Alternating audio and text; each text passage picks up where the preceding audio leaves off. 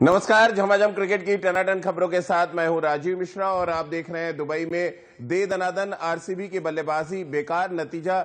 मैदान पर मिली विराट को विराट हार और इस विराट हार के पीछे है खराब बल्लेबाजी, क्योंकि 7 बल्लेबाज दहाई का आंकड़ा क्रॉस नहीं कर पाए। सिर्फ देवेंद्र पडिक्कल एकमात्र ऐसे बल्लेबाज थे जिनको अच्छा स्टार्ट मिला, लेकिन वो भी इस स्टार्ट को बड़ी पारी में कन्वर्ट नहीं कर पाए। वरुण चक्रवर्ती और आंद्रे रसेल की शानदार गेंदबाजी के सामने आरसीबी की टीम घुटने टेकती नजर आई।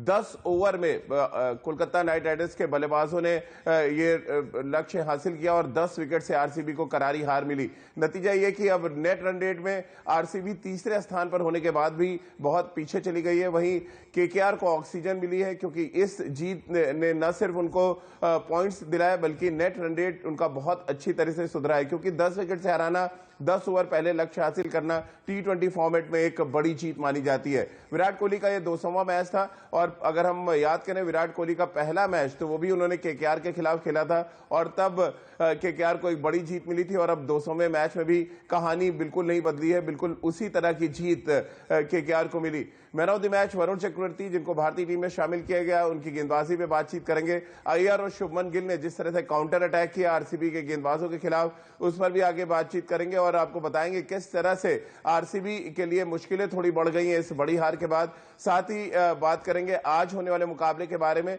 आज राजस्थान रॉयल्स का मुकाबला पंजाब किंग्स से है, इस मुकाबले पे भी बातचीत करेंगे। आपको बताएंगे एमपीएल में आप फैंटेसी टीम कैसे बनाएं, यानी कोच की सोच के साथ आप कैसे आगे बढ़े, इन सभी मुद्दों पे बातचीत करेंगे। लेकिन उससे पहले एक रिपोर्ट आपको दिखाते हैं और इस रिपोर्ट को देखकर आपको अंदाजा हो जाएगा कि जब आप मैदान पर रन नहीं बनाते तो गेंदबाजों पर किस तरह का प्रेशर आता है और फिर विरोधी टीम इसका कैसे फायदा उठाती है। यह देखने को मिला आरसीबी बनाम केकेआर मुकाबले में।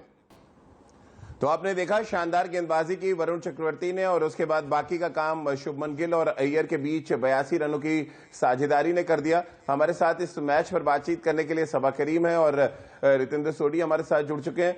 सबा भाई, टॉस जीतने के अलावा सब कुछ उल्टा रहा आरसीबी के लिए, ना तो फैसला अच्छा लिया गया और ना ही उसके बाद बल्लेबाजी अच्छी हुई। कैसे आप देखते हैं जिस तरह से फेज 2 की शुरुआत हुई है आरसीबी के लिए? कंप्लीट फेलियर है ये राजीव, आरसीबी की स्ट्रॉन्ग बैटिंग लाइनअप का। अगर हम सिर्फ बल्लेबाजी की बात करें तो फिर मुझे लगता है कि आरसीबी की जो बल्लेबाजी है उनकी तुलना हम लोग मुंबई इंडियंस के साथ कर सकते हैं और उसके बावजूद बहुत ही खराब प्रदर्शन रहा है।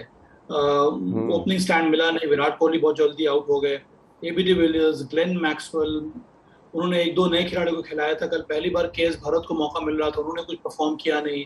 फिर down the order Sachin baby थे वहां पर, उन्होंने कुछ कंट्रीब्यूट नहीं किया। जिस तरह की रिकवरी होनी चाहिए, अगर पहले 1 या 2 विकेट जल्दी गिर जाते हैं तो वो भी देखने को मिला नहीं। और बहुत ज्यादा जल्दबाजी कर रहे थे आरसीबी के बल्लेबाज, इसकी कोई आवश्यकता थी नहीं। और वहीं पर अगर हम केकेआर की गेंदबाजी पर देखें तो वरुण चक्रवर्ती हो गए, आंद्रे रसेल हो गए, इन दोनों ने बेहतरीन गेंदबाजी की, जिसकी वजह से आरसीबी को रिस्ट्रिक्ट सा कर दिया। तो ये जो सेकेंड लेग की शुरुआत हुई आरसीबी के लिए वो सही नहीं रहा है। कंप्लीट बैटिंग फेलियर है ये राजीव। बिल्कुल, और गेंदबाजी की अगर हम चर्चा करें, केकेआर की तरफ से वरुण चक्रवर्ती ने नई गेंद के साथ शुरुआत करके सबको चौंकाया रितेंद्र, और उसके बाद आंद्रे रसेल ने जिस तरह से यॉर्कर्स डाली हैं, खासतौर से एबी के अगेंस्ट जो उन्होंने बोल्ड आउट किया, फिर उसके बाद पूरी की पूरी भारतीय जो आरसीबी की बल्लेबाजी थी वो चरमरा सी गई। कैसे आप देखते हैं? और झल्लाहट भी नजर आई, मैक्सवेल को शायद बैटिंग ऑर्डर में नीचे भेजा गया, वो झल्लाहट भी नजर आ रही थी जब मैदान पर उन्होंने बल्ला भी फेंक दिया एक बार। जी हाँ राजीव, अगर हम कल का मैच जिस तरह घटा है उसकी बात करते हैं तो ये दर्शाता है कि क्रिकेट अनिश्चितताओं का खेल है, क्योंकि आरसीबी हॉट फेवरेट थी, KKR were down and out. अगर हम पिछले लेग की बात करते हैं जो भारत में हुई थी तो आरसीबी को लग रहा था शायद हल्का गेम है, लेकिन ऐसा नहीं हुआ है। शानदार गेंदबाजी वरुण चक्रवर्ती के द्वारा, आंद्रे रसेल, सुनील नारायण, क्योंकि ये टीम अपनी बॉलिंग पे निर्भर करती है। जब इनकी बॉलिंग फायर करेगी ये टीम अक्सर जीतती है। बस जिस तरह आरसीबी खेली है, देवदत्त पडिक्कल की बात करें, Virat Kohli, Maxwell, AB de Villiers, इतना स्ट्रॉन्ग बैटिंग लाइनअप, और आप 92 पे ऑल आउट हो रहे हैं तो वो चिंता का विषय है। तो विराट कोहली जरूर बात करेंगे, क्योंकि इस समय अगर आप मोमेंटम खो देंगे तो बहुत बड़ी मुश्किल हो सकती है आईपीएल में, और केकेआर को मच नीडेड मोमेंटम मिला है। तो जी हां, बड़ी जीत कलकत्ता के द्वारा। मैच में झल्लाहट नजर आई। सबा मैक्सवेल इतनी नीचे बैटिंग करने आए कि इतना प्रेशर हो गया था कि उन्होंने बैट तक फेंक दिया मैदान पे। बैटिंग ऑर्डर को लेके एक बड़ा सवाल है, क्योंकि देसी और विदेशी बल्लेबाजों को मिक्स करने के चक्कर में हमने देखा एबी भी नीचे बैटिंग करने आए, फिर मैक्सवेल भी नीचे बैटिंग करने आए। आपके जो टॉप 4 बैट्समैन है, आपको नहीं लगता कि वो शुरू के 20 ओवर खेलने के हकदार हैं और उनको पहले मौका मिलना चाहिए? हम जरूरत से ज्यादा एक्सपेरिमेंट कर रहे हैं, कभी के भरत को ले आ रहे हैं, कभी सचिन बेबी को ले आ रहे हैं ऊपर। देखिए राजीव, आपको याद होगा पहले लेग में भी नंबर 3 पर एक भारतीय बल्लेबाजी उतर रहा था आरसीबी के लिए, और नंबर 4 पर एबी डिविलियर्स और नंबर 5 पर ग्लेन मैक्सवेल आ रहे थे बल्लेबाजी करने के लिए। कल मुझे लगता है कि स्ट्रैटेजी में थोड़ा बहुत परिवर्तन देखने को मिला। सचिन बेबी को ऊपर भेज दिया क्योंकि विकेट बहुत जल्दी गिर रहे थे, और प्रयास यही होगा आरसीबी के थिंक टैंक का कि लंबे समय तक खेला जाए, कम से कम पूरे के पूरे 20 ओवर खेलें, और ग्लेन मैक्सवेल बाद में आकर बड़े बड़े शॉट्स लगाए। पर कहना यह है कि इस प्रकार के झल्लाहट की आवश्यकता क्या है, और अगर आपको इसी प्रकार से अपना फ्रस्ट्रेशन दिखाना है तो मैदान पे रन बनाकर दिखाइए। अगर इसी तरह से अगर आपको बल्लेबाजी करनी है, विकेट अगर आपको गंवा देना है, तो अच्छा है कि आप साइड लाइन पे बैठिए, क्योंकि ये ड्रेसिंग रूम के लिए और टीम के एनवायरनमेंट के लिए उचित नहीं है। तो मुझे लगा कि इस तरह की बातें अगर मैदान में नजर आ रही हैं तो उसको बहुत जल्दी रोकना होगा आरसीबी को।